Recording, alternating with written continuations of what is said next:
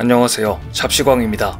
오늘 영상은 출판사 페이지2북스에서 나온 투자 전문가 오종태 이사의 신간 복잡계 세상에서의 투자라는 책을 소개해드리는 내용을 담고 있습니다. 이어 출판사 페이지2북스의 허락을 받아 복잡계 세상에서의 투자 책의 일부를 읽어드리는 내용도 이 영상에 포함되어 있습니다. 지난 9월 8일 일산 킨텍스에서 열린 수소 모빌리티 쇼는 현대차그룹을 중심으로 한 국내 기업들이 엄청난 신기술을 세상에 내놓았습니다. 이날 현대차는 제로백 4초의 고성능 수소 전기차와 무인 운송 모빌리티 트레일러 드론을 최초로 공개했는데, 특히 트레일러 드론은 전 세계의 이목을 집중시켰습니다. 이름도 생소한 트레일러 드론은 수소 연료 전지와 자율주행이 적용된 차대를 뜻하는 이 보기 위에 트레일러를 얹은 신개념 운송 모빌리티로 1회 충전 시 1000km 이상 주행이 가능해 장거리 무인 운송 시스템의 미래를 보여주기에 충분했습니다. 수소 연료 전지를 탑재한 비행 드론과 소방용 방수총이 결합된 레스큐 드론 역시 찬사를 받았습니다.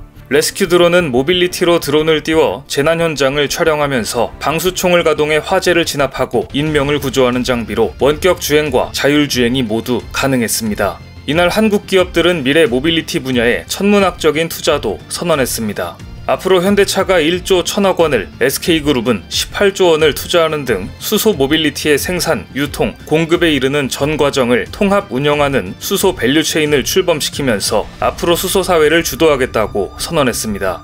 반도체가 그랬고 다양한 첨단 기술 분야에서 그래왔듯이 미래차 시장에서도 한국의 가장 큰 경쟁 상대는 역시 일본입니다. 지난 9월 7일 일본의 도요타 자동차는 세계 최초 전고체 배터리 장착 차량이라며 전기차 한 대를 공개했습니다. 도요타 공식 유튜브 채널로 공개한 영상에는 지난해 6월 개발했다며 정식 번호판도 받았다는 영문 설명도 곁들여 있었습니다.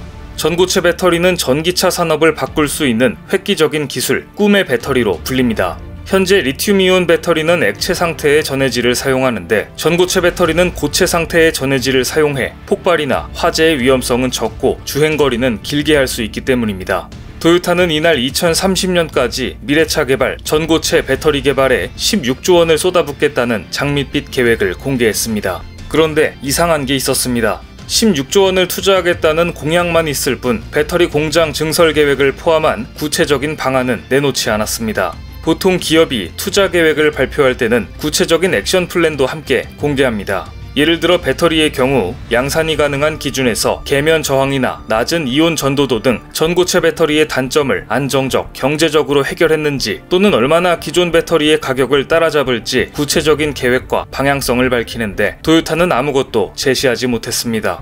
로이터 통신도 전고체 배터리를 넣은 초보적인 수준의 전기차를 한번 만들어봤을 뿐 곧바로 상용화를 할 수 있는 것도 아니라고 평가했습니다. 외신들도 전고체 배터리가 시장에 안착하기까지는 적어도 10년이 걸린다는 게 전문가들의 일관적인 견해라고 전했습니다. 그런데 도요타는 왜 적어도 10년이 걸리는 전고체 배터리 상용화를 지금 마치 곧바로 할 수 있는 것처럼 시험용 전기차를 서둘러 선보였을까요? 도요타가 유튜브에 이 영상을 올린 날짜를 주목해야 합니다. 9월 7일은 현대차가 독일 뮌헨에서 열리고 있는 세계 최대의 자동차 쇼인 IAA 모빌리티에서 고성능 수소 연료 전지차 비전 FK를 공개하고, 한국의 일산 킨텍스에서는 수소 모빌리티 쇼를 열어 국내 기업들과 함께 수소 밸류체인으로 구현한 수소 전기 트램, 장거리 물류를 위해 개발한 트레일러 드론, 액화 수소 드론 등 독일과 한국에서 신기술을 선보이기 바로 전날이었던 것입니다. 마치 신형 갤럭시 스마트폰이 발표되기 전날 신제품을 공개하는 샤오미의 전략, 고춧가루 뿌리기 전략을 도요타도 따라하고 있는 것입니다.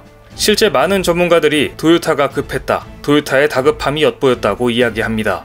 굴지의 한국 기업들이 수소 밸류체인을 만들어 수소 사회를 향해 질주하고 있는 것을 보면서 무언가를 내놔야 한다는 다급한 마음에 현대차의 잔치 바로 전날 상용화도 불가능한 전기차를 공개한 것입니다. 개인적인 생각이지만 디자인이 너무 별로여서 상용화가 된다고 해도 저렇게 생긴 자동차를 돈 주고 살 것 같지는 않습니다. 도요타는 기술뿐만 아니라 디자인도 심각한 수준으로 보이는데요.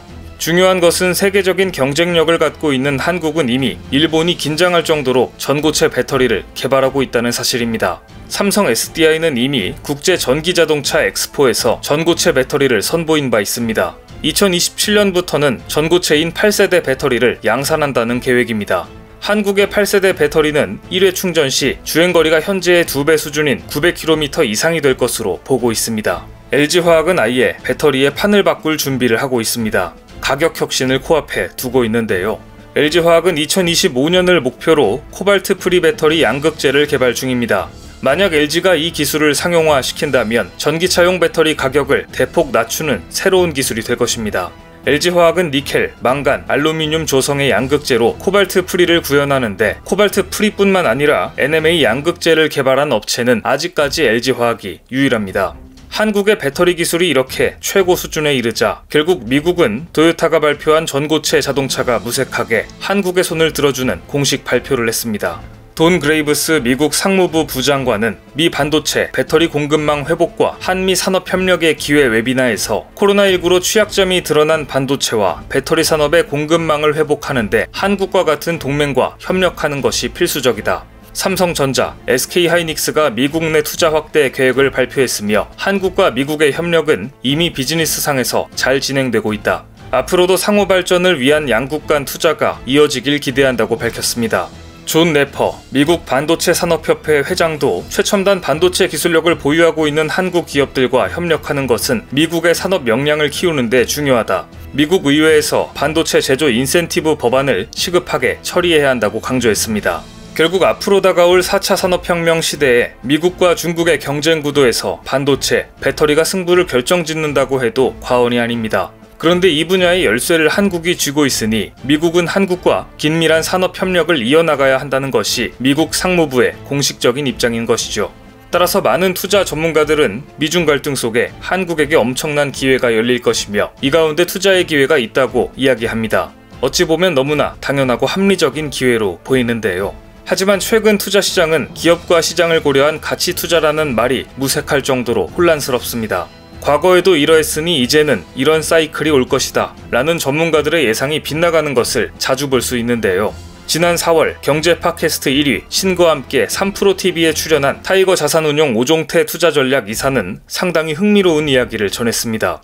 근래의 투자 시장은 경제, 과학, 정치의 다양한 이슈와 정보가 너무나도 빠르게 전파되다 보니 기존의 경제학에서 정립해 놓은 사이클을 통한 예측, 즉 전통적 투자 이론이 무너지고 있다는 이야기였는데요.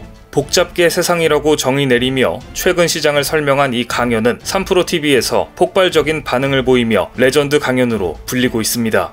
그럼 지금부터 복잡계 세상에서의 투자 책의 일부를 읽어드리겠습니다. 복잡계의 탄생과 지금 2008년 경제와 투자의 세상에 커다란 지각 변동이 있었습니다. 이후부터 기존의 상식은 더 이상 작동하지 않게 되었고 새로운 방식의 생각 구조가 필요해졌습니다. 바로 서브프라임 사태로 시작된 글로벌 경제 위기입니다. 미국 주식은 곤두박질 쳤고 이는 우리나라 주식시장에도 큰 여파를 미쳤습니다. 당시 저는 이 사태를 보면서 금융기관에 종사한다는 사실이 부끄러웠습니다.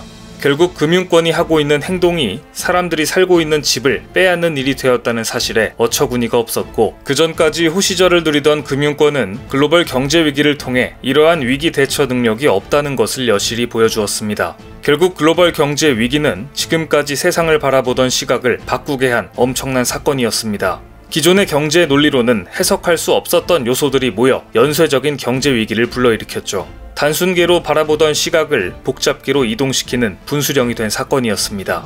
경제와 투자 세상이 과학, 정치, 경제 세 가지 요소로 구성되어 있다고 가정해 보겠습니다.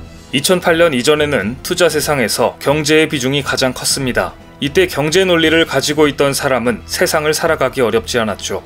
하지만 2008년 이후 경제의 비중이 작아지고 과학과 정치의 비중이 커졌습니다. 그런데 이런 상황의 변화를 모르고 예전처럼 경제 논리만 가지고 세상을 이해하려니 어려움을 겪게 되는 것입니다. 최근에 과학의 비중이 높아지면서 과학 논리만 가지고 있는 사람이 정치와 경제를 무시하며 의사결정을 내리는 모습도 종종 나타납니다. 하지만 이것도 잘못된 생각입니다. 과학 논리만 가지고 있는 사람 역시 단순계로 사고하는 것입니다. 최근 이러한 사례는 비트코인에 대한 열광과 실망에서 명확하게 나타났습니다. 비트코인은 처음에 과학의 영역에서 분산 시스템의 필요성과 정보과학의 기술력을 바탕으로 만들어졌습니다.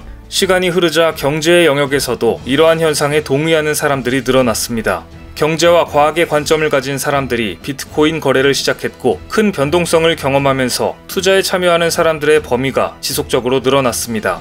하지만 비트코인 시장이 과열되며 큰 변동성으로 화폐 경제를 교란시키자 2021년부터는 정치의 영역에서도 비트코인에 주목하기 시작했습니다.